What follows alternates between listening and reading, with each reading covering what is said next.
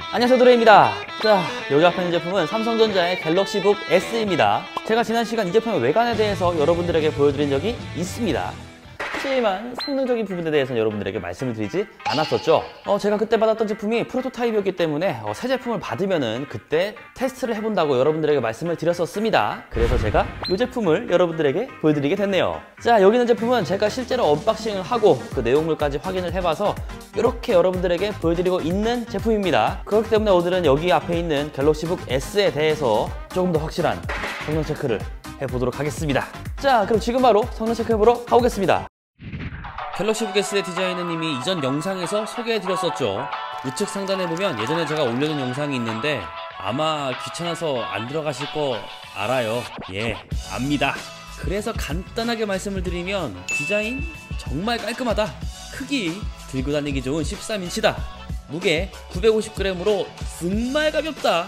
뭐 이렇게 말씀을 드릴 수가 있겠네요.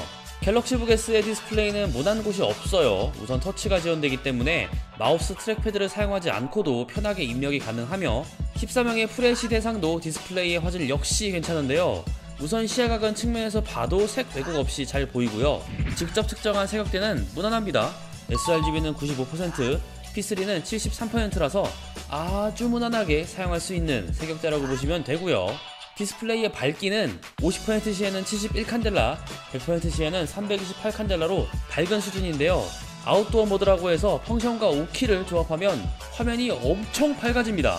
이때 측정해본 밝기는 50% 시에는 128칸델라, 100% 시에는 무려 574칸델라를 보여줬는데요. 이야, 상당히 밝은 패널이기 때문에 외부에서 사용해도 문제는 없겠네요. 키보드 역시 무난하게 사용 가능합니다.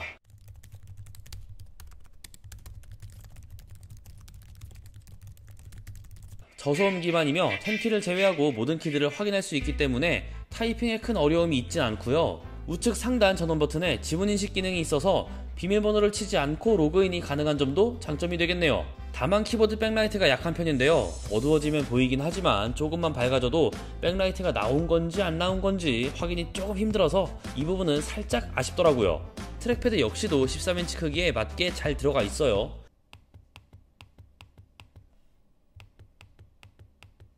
클릭음도 좋고 표면도 부들부들하기 때문에 이 역시도 잘 만들었다고 생각합니다. 확실히 이런 부분은 대기업 제품의 장점이죠.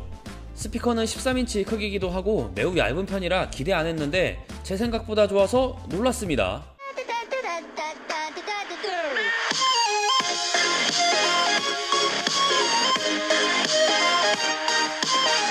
AKG 사운드가 적용된 스테레오 쿼드 스피커가 들어가 있어서 얇은 두께에서 낼 수 있는 출력이라고 생각이 들진 않아요. 물론 두께가 워낙 얇다 보니 완벽한 음질까지 기대하는 건 어렵지만 확실히 하만을 인수한 후에 삼성 제품의 스피커가 비약적으로 발전한 게 느껴지네요. 갤럭시북 S의 성능에 대해서 이야기할 시간입니다. 아마 많은 분들이 여러 매체를 통해서 갤럭시북 S의 성능에 대해 많이 접했을 거라 생각합니다. 맞습니다. 이 녀석. 갤럭시북 S는 고성능 위주의 작업이나 게임보다는 크기와 무게에서 오는 휴대성을 바탕으로 언제 어디서나 인터넷에 접속해서 업무를 보거나 웹서핑을 하거나 영상을 시청하는데 특화된 제품이라고 할 수가 있는데요.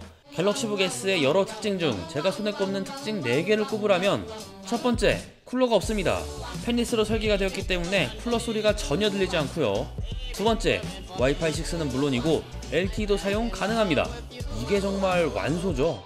LTE 전용 유심이나 데이터 함께 쓰기 등을 활용하면 언제 어디서나 인터넷에 자유롭게 접속이 가능합니다. 이건 뭐 설명이 따로 필요 없죠. 최고입니다. 세 번째, 배터리가 정말 오래 갑니다. 웹서핑만 하더라도 사용 패턴에 따라 조금씩 차이 나겠지만 실사용 시간 8시간에서 10시간 정도는 충분히 뽑아줍니다. 배터리는 나중에 자세히 말씀드리도록 하고요. 네 번째, 위의 특징을 가능하게 만들어준 인텔의 새로운 CPU라고 할 수가 있겠는데요. 인텔 코어 i5 프로세서 위드 인텔 하이브리드 테크놀로지로 인해 펜리스 설계도 가능했고 LTE 모듈이 들어와도 큰 부담이 없었으며 배터리 또한 상당히 오래 지속되었다고 얘기를 하고 싶습니다. 바로 이 CPU에 대해 말들이 많았던 건데요. 우선 CPU에 대해서 간단하게 살펴보면 위에서 얘기했듯이 인텔 코어 i5 프로세서 위드 인텔 하이브리드 테크놀로지라고 불리는 i5 L16 G7이 들어갔습니다. 10nm 공정 기반이며 TDP는 7W 그리고 5코어 5스레드 제품이에요. 코어 수가 특이하죠. 그런데 구조는 더 특이합니다. 스마트폰에서 볼 법한 빅리틀 구조이기 때문인데요. 우선 베이스 클럭은 1.4GHz고요. 1개의 고속 써니코브 코어는 최대 3GHz, 4개의 소형 트리몬트 코어는 최대 2.8GHz, 5개 모두 사용하면 1.8GHz의 부스트 클럭을 보여준다고 합니다. 굉장히 특이한데 이 제품으로 실사용을 해보면 어떨까요? 실제로 웹페이지의 경우엔 쾌적하게 잘 됩니다.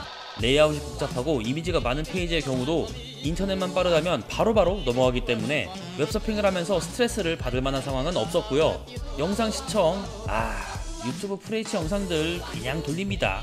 TDP가 엄청 낮은 제품이기 때문에 버벅일 수 있겠다고 생각을 했는데 무선 인터넷 환경만 제대로 갖추었다면 초반 메인 화면에서 약간 로딩이 필요할 뿐 유튜브를 사용하는데 문제 없는 성능이고요.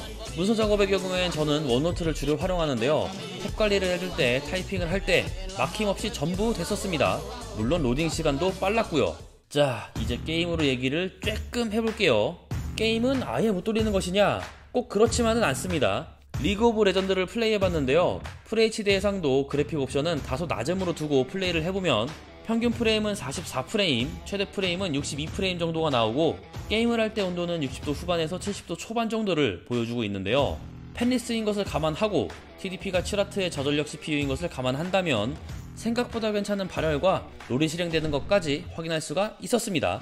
물론 우리가 생각하는 롤을 플레이하기 위한 수준까지는 미치지 못하죠. 아마 이런 부분에서 아쉬운 부분들을 말씀해 주신 것 같아요. 하지만 저도 몇 번 얘기하고 다른 분들도 수차례 얘기한 내용이지만 이 제품은 게임을 하라고 만든 제품이 아닙니다. 이동 및 휴대가 간편하고 언제 어디서나 무선 인터넷 접속이 가능하고 인텔 코어 i5 프로세서 위드 인텔 하이브리드 테크놀로지를 통해 적절한 성능과 오래가는 배터리를 구현한 제품이죠. 이해가 되셨나요? 오래가는 배터리란 얘기가 나왔으니 배터리도 확인해 봐야겠죠. 화면 밝기는 100% 향상된 배터리로 설정해 두고 유튜브에서 풀 HD 컨텐츠를 시청했습니다. 90%의 배터리를 소모하는데 8시간 34분이 걸렸는데요. 정말 오래갑니다. 정말 오래가는 거예요. 이 정도로 오래가는 게 제가 여태까지 다뤘던 노트북 가운데서 처음인 것 같은데요. 배터리 시간 하나는 정말 마음에 드네요.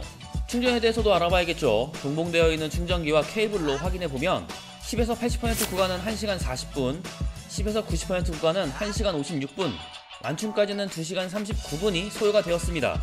USB PD가 지원되기 때문에 해당 규격의 보조 배터리로도 충전할 수 있다는 것도 알고 계시면 좋겠네요. 자, 이렇게 갤럭시북 S의 여러 성능에 대해서 알아보았습니다. 랩탑이라는 무릎 위에 올려놓고 사용하는 컴퓨터가 출시된 이후 이 큰 줄기에서 파생된 제품들이 상당히 많은데요. 적당한 성능과 휴대성, 가격까지 고려한 업무용 노트북, 3D 게임을 돌릴 수 있는 성능을 가진 게이밍 노트북, 키보드와 화면이 분리되는 투인원 노트북, 그리고 경량화로 인해 생긴 울트라북. 갤럭시북 S는 이 중에서 울트라북의 후손, 그 중에서도 아주 뛰어난 후손이라고 생각하면 될 것 같아요. 경량화라는 가장 큰 목적을 달성했고 가벼운 작업은 무리 없이 사용 가능하며 무엇보다 언제 어디서나 오랫동안 사용이 가능하기 때문이죠. 그러면 마무리를 해볼까요? 자, 이렇게 저와 함께 알아봤습니다. 여기 앞에 있는 삼성전자의 갤럭시북 S, 뭐랄까요, 이 제품의 경우는 단순하게 퍼포먼스만 보고 구매를 하는 게 아니라 굉장히 여러 가지를 보고서 구매를 하셔야 될 것 같습니다. 일단은 굉장히 가볍기 때문에 휴대성, 그리고 여러분들이 어떤 작업을 하는지도 굉장히 중요하겠죠. 굉장히 무거운 작업이나 게임을 하실 분들이라면은 이 용도와는 맞진 않습니다. CPU를 붙여서 하시겠지만 뭐 그럴 용도는 아니에요. 그렇기 때문에 휴대성을 중시하면서 언제 어디서나 인터넷을 사용하고 싶고, 그리고 문서 작업이나 웹서핑, 영상 시청이 주가 된다고 하면은 이 제품 같은 경우는 굉장히 큰 장점으로 다가오지 않을까 생각합니다. 제가 이렇게 써봤는데도 뭐 무거운 작업 아니라고 하면은 이 정도라고 하면은 충분하지 않을까, 그런 생각을 하네요. 그리고 갤럭시북을 구매하신 분들을 대상으로 7월 1일부터 8월 31일까지 서버 페스타가 진행 중인데요. 갤럭시 패밀리 패키지, 삼성 에듀 무료 수강, 밀리에서 제 3개월 무료 구독, 제휴 컨텐츠 혜택, 파우치 스티커 할인 구매 혜택, 갤럭시 버즈 플러스 할인 구매 혜택, PC 액세서리 할인 구매 혜택, 그리고 지포스 나우 3개월 무료 체험권과 조이트론 게임패드 40% 할인 쿠폰까지 증정된다고 하니 만약 갤럭시북을 구매하길 정하셨다면 이런 혜택들도 확인해보시면 좋겠네요. 자, 이렇게 저와 함께 알아본 삼성전자의 갤럭시북 S, 영상이 재밌었다면 구독과 좋아요 해주시는 것도 잊지 마시고요. 그럼 다음에 더 재미난 영상으로 찾아뵙겠습니다. 다음에 또 봐요. 안녕. 물론 성능만 보면 아쉬울 수 있지만 그런 분들은 PC방 가시면 되죠.